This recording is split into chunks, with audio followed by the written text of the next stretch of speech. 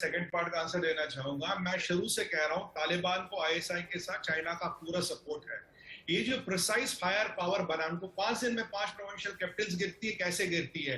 US intelligence का इतना गलत आकलन, 90 दिन की बात कर रहे थे, 3 दिन में गेम ओवर हो गया। अब मजारी शरीफ देखे, जो दोस्तुम था या नूर मोहम्मद खान था, उसने तो लड़ाई नहीं, तो वैसे भाग गया।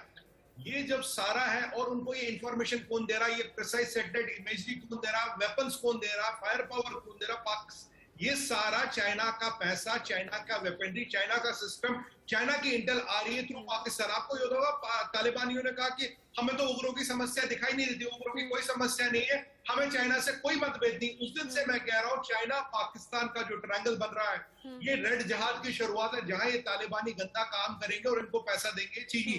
और ये पूरे विश्व के लिए, विश्व शांति के लिए सबसे बड़ी चुनौती बनेगा। अगर आज अमेरिका को लगता है वो सेफ है, अलकायदा उन पर अटैक नहीं कर सकता, मैं उनसे पूछता हूँ 2 महीने बाद, 2 साल बाद क्या इस स्टेटमेंट पे वो बरकरार रहेंगे? यूएनएससी कह रहा है मैडम रचना जी की 20 आतंकवादी संगठन, जिसमें लश्कर ए तोयबा, जैश ए मोहम्मद मिला हुआ है, जो तालिबान के साथ कंधे से कंधा मिला के लड़ रहे। तालिबान है क्या? सबसे बड़ा आतंकी संगठन, 20 संगठनों का एक कोलिशन है ये। अगर ऐसे खतरनाक संगठन लड़ रहे, अगर आज हम सोचते हैं ट्रांजिशन ऑफ पावर हो गया, कल शांति रहेगी, कुछ नहीं होगा, कोई गारंटी नहीं इनकी। मैं एक और बात कहना चाहूंगा, तालिबान जैसे ये जहाद की बात करते हैं, इन्होंने सबसे ज्यादा मुसलमान मारे हैं दुनिया में जहाद के नाम पे।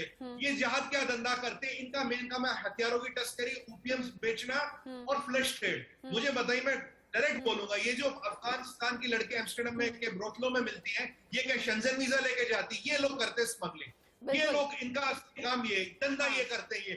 12 साल की लड़कियों की लिस्ट चाहिए, यंग विडोज की लिस्ट चाहिए, बच्चियां स्कूल नहीं जा सकती, औरतें बाहर नहीं निकल सकती, ये है इनका असली चेहरा। कहीं यूएनएससी की बात, एक ही समाधान है इसका, हम विकल्प देख सकते, ऑप्शन देख सकते, एक ही समाधान है, आईसिस मॉडल, इंटरनेशनल कोalition बने, तो फिर बिना बैकअप के हो नहीं सकता। पाकिस्तान का बैकअप है, पाकिस्तान को चीन का बैकअप है, और क्या तालिबान को कमजोर, भारत को आगे क्या करना चाहिए ताकि कोई अहित ना हो? देखिए, भारत का मैं हमेशा से यही कहना चाहता हूँ, you have to protect yourself. आप किसी अमेरिका, किसी नेटो, किसी XYZ पे डिपेंडेंट नहीं हो सकते। मुझे बताइए, ये अमेरिका वो देश है, पहले इनका आपने देखा होगा साइगोन में क्या हुआ, फिर आपने देखा बेंगाजी में क्या हुआ, फिर आपने देखा ऑपरेशन आर्गो तेहरान में क्या हुआ। आज वही चीजें हमें दिख रही है। अमेरिकन एम्बेसी से चिनूक आ रहा है, हेलीकॉप्टर से उनको निकाल रहा है। 30,000 इवैक्यूएशन करनी है, 1000 की कैपेसिटी है, 6000 ट्रूप्स वो लैंड करा रहे हैं आज काबुल में, और काबुल का हामिद करजाई इंटरनेशनल एयरपोर्ट पे कब्जा कर रहे हैं, तभी इवैक्यूएशन किसी का भी पॉसिबल होगा। अमेरिका के 4 प्रेसिडेंट भी तालिबान को नहीं रोक पाए, सच्चाई ये है। और हम उस अमेरिका पे, उस नेटो के भरोसे रहे, वो नहीं है। हमें भरोसा करना है जनरल सिन्हा जैसे हमारे जो जांबाज फौजी है, जो जनरल है हमारे, सिर्फ वो हमें बचा सकते, और हमें कोई नहीं बचा सकता। India has to fight its own war. अगर कोई हमारे दरवाजे तक आएगा, उसे नेस्तो नाबूद करके उसी जमीन में गाड़ना ही एक आंसर है, और कोई आंसर नहीं। और आपको बताओ, तालिबान की समस्या का एक सोल्यूशन है जो आईसिस के साथ किया। अगर एक मल्टीनेशनल कोलिशन बनता और इनको इतनी बमबारी कर दो, इनकी एक जीप, एक ट्रक हिलती, जब तक आप एक एक करके इनको नहीं उड़ाओगे, जो आपने आईसिस के साथ किया, और इनका कोई सोल्यूशन नहीं है मैडम, और कोई सोल्यूशन नहीं है।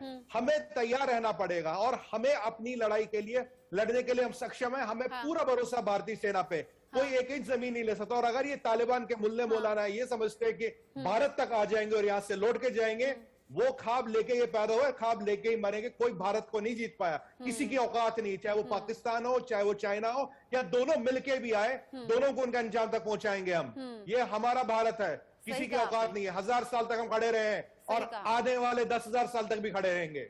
सही कहा आपने। हमारी सेना